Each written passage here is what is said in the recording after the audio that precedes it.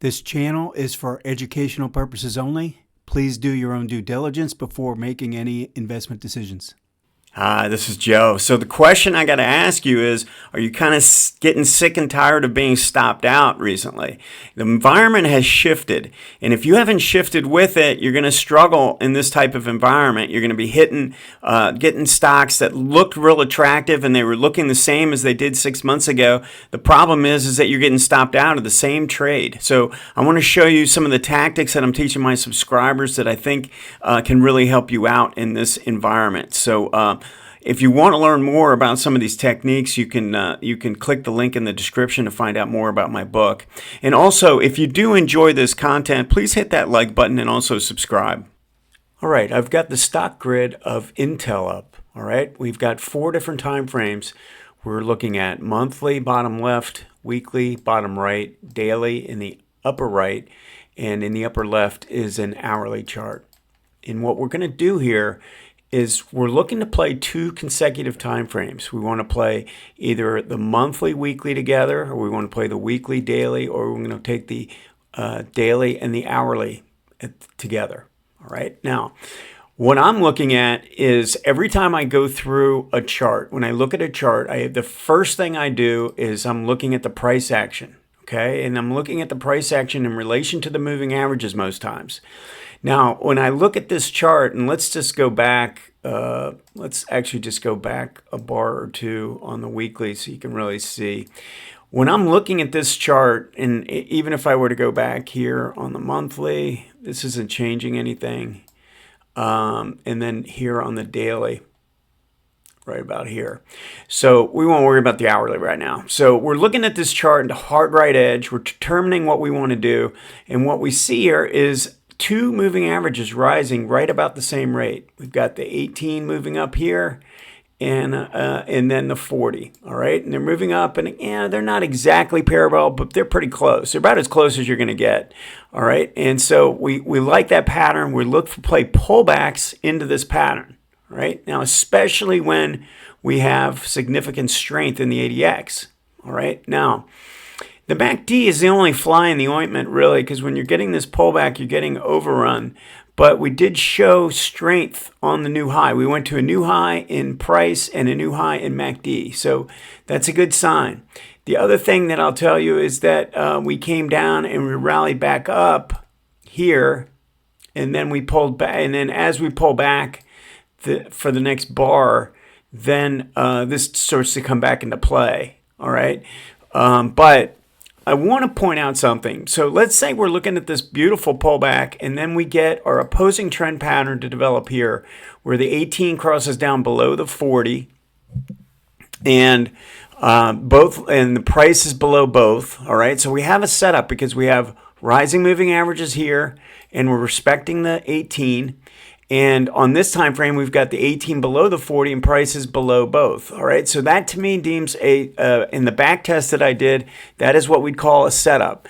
Now, in order for this to trigger, we need to close above both lines. So we have to get back above the 40 and close here. So this bar right here would constitute a buy signal. All right. Now, in today, when I look at things today, I'm a little bit more selective and picky. I probably am not going to take that trade necessarily right at that point. And the reason is when I look at what's taken place with the MACD and the drop there, I'm probably waiting for, and let me just zoom in on this so you can really see. I'm probably waiting for the MACD to get down below this prior low so we have a reverse divergence in place. And that doesn't happen until this last drop. This last drop, we finally get the MACD to drop down below and make a lower low. All right. And when we have that, then we have something that is a little bit more attractive from my vantage point. Now, even that, it actually doesn't qualify as a reverse divergence because the price actually made a new low at that point too. So we have to kind of abide by the fact that we have strong momentum in place And we don't necessarily have a MACD signal per se in relation to the price action. I guess we do actually when you look at it. Here's the low here and this low. We're making a higher low there, and then here we're making a lower low. So it does qualify as a reverse divergence. I'm not sure what I was looking at. So the fact is we have a reverse divergence in place at that point. But I want to take you back to this signal right here. And let's say you took that signal. Let me circle that a little bit better. You took that signal right at that buy point. Now, what I've been talking about with my subscribers as of late is the fact that we've had volatility on the daily chart. The volatility has been climbing on the average true range for the S&P, and that's my third course. I go into detail as to how to handle that. But what I've been describing is a situation where we look to play a hybrid. We don't necessarily play this as a standard weekly daily. What you do is you would look at this and you would say, okay, I've got the trigger on the daily chart. All right, I've got the setup and I've got the trigger. Now, I've pointed out how this wasn't exactly a perfect setup until we actually got climbed back up through here because we had the reverse divergence in place. And by that time, you would have been looking at this as a low ADX situation, and you would have bought the breakout play coming up through here. This sideways horizontal trade right there, coming up, this bar right there would have been your trigger bar. All right, but again, I want to look at this and say, I took this signal right here. What we would do here is actually take the trigger just as if it was a weekly daily setup. But then instead of using daily risk for this trade, I'm going to use the weekly risk. All right. So if I use daily risk, it's ATR times 2. That would be, let's call it $6. And I buy this at 48 over here. All right, that's about the entry price, let's call that. Now, on this move, you would have been sitting through this, and then on this bar down here, you would have been stopped out of that trade. All right, using the average true range on the daily, you would have been stopped out. All right, now, the way I've been doing it, because the volatility is high on the S&P on the daily chart, I'm saying it's okay to take this trade, but then what we're going to do is you're going to use weekly risk instead of the daily risk. So in this trade, let's call it $10 and just keep it a round number. All right. Here you would have bought at the same price, 48, but we would have had to stop down around 38. Okay. Now that would have given us enough room to live through this correction. And it's just one example of how the volatility on the daily might take you out of a trade that's fine, right? I mean, we're pulling back into rising moving averages, but sometimes we get these kind of loose trades, loose movement, loose swings, and it takes you out using daily risk. But if you use the weekly risk, it would have kept you in and you would have survived. And now, not only you would have hit a target here, you'd be at a break even on your trade, and then you have the potential to go hit a couple more targets. All right.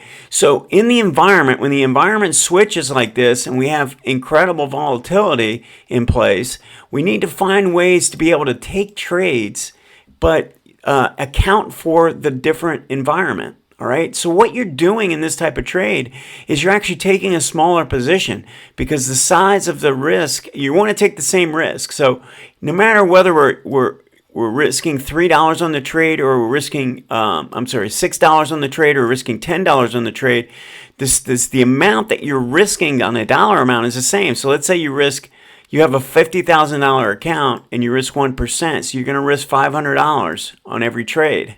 Okay. Well, you're going to risk $500 whether you're risking $10 on the trade or whether you're risking $6. It's just the size of the position that changes. Okay. So for this size position, for one where you're risking $10, you're going to take a smaller position. All right.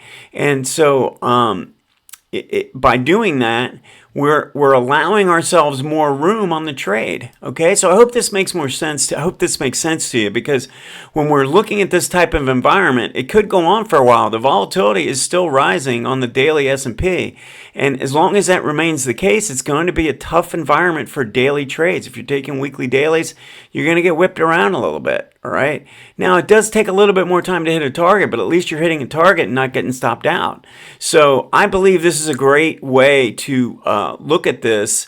Now, in today's environment, in today's world, I would not be taking this trade here. All right, I would be waiting, as I've explained, I would be waiting for this swing low to come in and create the reverse divergence. I want to see a setup on this time frame. I need a setup. I can't just have strong momentum. I also want to have the setup in the MACD. In this case, it was the reverse divergence setup. And once that happens now, I look at this time frame and I see, wow, I've got low ADX in place. Well, I'm going to draw my horizontal line in, and on this green bar here, I'm going to be triggering myself in. All right. So the entry is really not that different. It's a little bit different. It's a little bit higher, but I didn't have to live through this whole consolidation phase, and I didn't get stopped out. And then again, I'm getting in here, and I'm hitting a target, and I'm going to a break even, and then I can see what happens from here. So, I think as you use this type of approach, now if the volatility were to start dropping on the daily S&P, then you can go back to using your standard risk. You just risk off the daily chart. But I think this is a great advantage for you to be able to continue to take weekly, daily trades, but just shift it a little bit. Now, one thing I'll also say is if you have a great looking monthly pattern, really big base. So let's look at this whole pattern here. This doesn't really qualify as a great weekly. It's good enough. I mean, it formed a little pinch actually there.